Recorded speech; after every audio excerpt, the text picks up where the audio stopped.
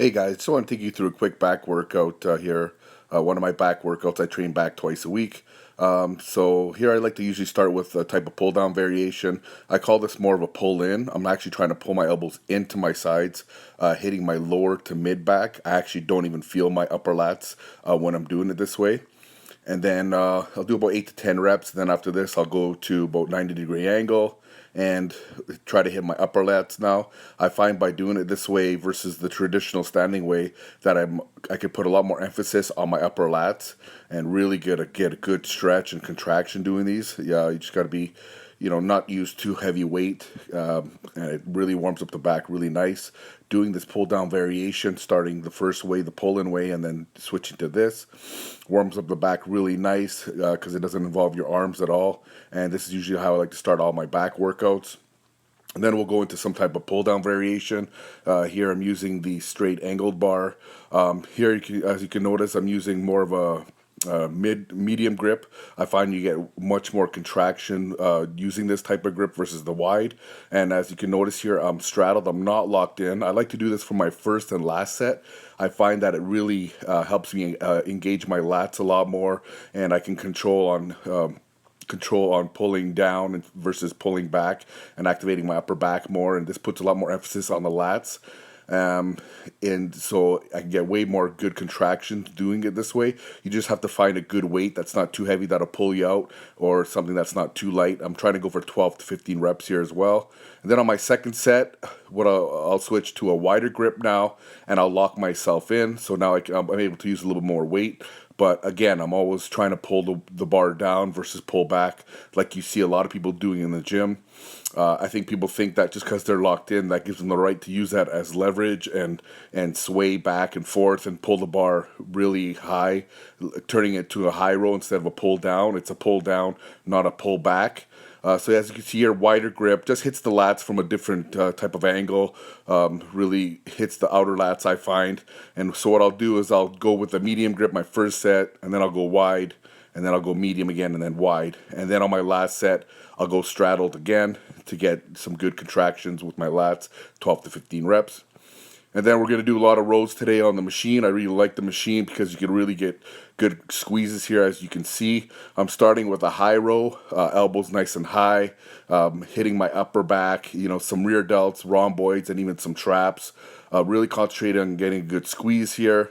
And again, I'll do a lighter set in the beginning, maybe 12 to 15 reps, and then raise the weight 10 to 12, and then so on, and then hit a heavier weight. And then what I'll do, since I'm ready here, I'll actually just change my hand grips here. As you can see now, I'm going narrow. Now I'm going to try to keep my elbows as close to my sides as possible here, and I raise the seat up a little bit, and here I'm trying to hit more of the lower to mid back. And again, as you can see, again, try to get good contractions here, good stretch, and a good squeeze. And I find that I'm really hitting my lower to mid back this way, and while using the same type of machine. And then we'll finish off with these and a couple more sets. Again, like I said, higher reps, and then I'll raise the weight and so on. And then what I like to do for my last set, I'll stay here as well, is I'll grab the lower handle now, and it's an exaggerated row where I'm really trying to pull all I'm doing here is concentrating on pulling out my lower lats out here, getting a good stretch and pulling it into my waist. I find this really hits my lower lats a lot. And again, another 3 sets here, starting with the lower weight and raising it up and so on. And by using this machine, I'm able to hit the back in 3 different areas, I find, just by changing my hand grips. Up top, nice and wide, elbows wide, and then narrow, and then low, hit the lower lats. And then what I like to do is go back to a pull down now. I like to start off with a pull down, then go to some rows, and then back to a pull down. Here I'm using an under grip. I like to use the easy curl bar, actually. It puts a lot more, less strain on my wrists. I find the straight bar puts a little more tension on my wrists, but either one is fine. Again here, first set, not locked in, just trying to really engage my lats a lot more, hitting the higher reps, 12 to 15. And then I'll lock in for the next 2 sets, go heavier and heavier, 10 to 12 reps, 8 to 10, and then drop it back down and straddle for my last one where I can really get those good contractions after going that heavy. And then we're going to go to a one arm row. I'm going to go back to that machine that I used before. I really like this machine because I can get really good control here while using a good amount of weight. I think I'm using about 140 here, and I won't be able to get this kind of contraction and control with a 140-pound dumbbell. Raise the seat up really high, pulling the elbow really low towards into my waist, getting a really good stretch and a really good contraction here, as you can see. Like I said, I like to vary it up a lot, but I do tend to use a lot more machines nowadays compared to free weights, just for this reason. As you can see, the control I'm getting here. And so then basically we're just going to switch to the other side, same type of thing. As you can see here, I'm really driving that elbow really close to my waist here. To try to pull out my lower lat, engage my lower lat. I find this is a very properly executed exercise, especially when using a dumbbell. Guys tend to roll it really up high, more contracting their bicep, if anything, and hitting their upper back. I think this exercise is more intended to hit your lower lat, so you want to pull it into your waist and pull with the elbow so you're not engaging your bicep. And then basically after this, we're gonna go into some cable deads. I've used this exercise the last little while now because I have some recurring back issues, and I wasn't able to do rack deads. Which I usually do. I don't do deads from the floor anymore. I usually do rack deads, if anything. But since having some back issues, I've been really doing more. I had to find a different variation because I love deads. They're great for your thickness, so I had to play around with things, and I decided to try doing something like this on the seated low cable pulley one day, and I just found that it didn't put a lot of strain on my lower back, but my back pump was crazy. So I really love this movement, and I do this movement a lot at the end of my workouts. But I'll also, if my back's feeling better, I'll try to do rack deads because I still like to do those. Like I said, I like a variation, and since hitting back twice a week, I'm able to use different exercises each time, which I really like. But as you can see here, you're just getting a lot more control. I can really get a good contraction at the top that you're not able to get as much on the rack dead, and really good control here. Just trying to keep the arms nice and straight and just pull back with my back, and the back pump here is just unreal, and it's a great way to finish up the back. And then what I like to do usually on back days, I always hit my rear delts. I hit my rear delts on back day. And here I'd like to start with my hands inside the pec deck machine, pushing out and away. I don't like to grip the handles. I find that activates your arms and your forearms too much. I find this way it's just rear delts, and I'm kind of actually trying to push out and away instead of pushing back and activating my back.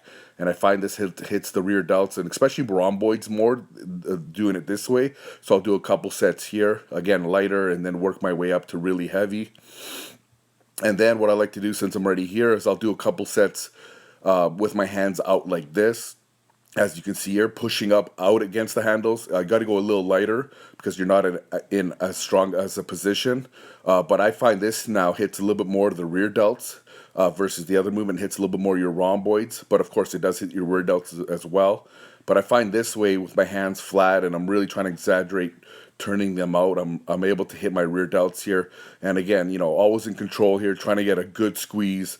It's not just about moving the weight, but it's about contracting the muscle.